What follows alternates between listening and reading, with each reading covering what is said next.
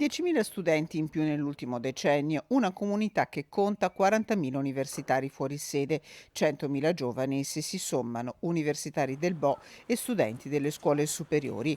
È una città nella città, la popolazione studentesca di Padova, che attraverso la piattaforma Sogna Padova propone le sue richieste ai nuovi candidati in corsa per Palazzo Moroni. È fondamentale che gli studenti universitari non solo vivano un'università in termini prettamente didattici, ma anche cittadini che possano soffrire di quelli che sono i servizi. Per far ciò è fondamentale portare avanti una piattaforma con i temi affinché non solo esclusivamente tramite il voto si possa manifestare l'intenzione di cambiare la città. Nella piattaforma i candidati sindaco possono sottoscrivere il manifesto messo a punto dagli studenti di UDU e Rete degli studenti medi, studenti la cui capacità di scuotere la riflessione è emersa con forza nel discorso davanti alle autorità civili e accademiche di Emma Ruzzon, presidente del Consiglio degli studenti, nel giorno dell'inaugurazione dell'800° anno accademico del Bo.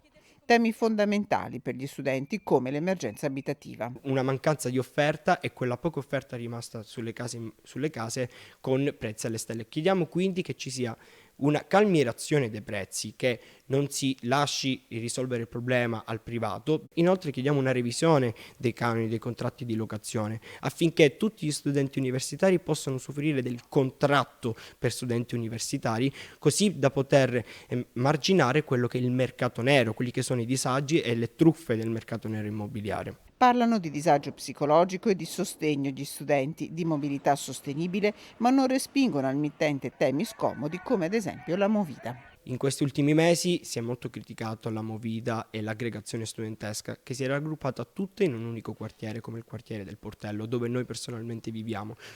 L'abbiamo detto molto chiaramente nella piattaforma, noi crediamo che i luoghi di aggregazione siano fondamentali perché rendono più sicuri i quartieri e crediamo che vengano ampliati più luoghi di aggregazione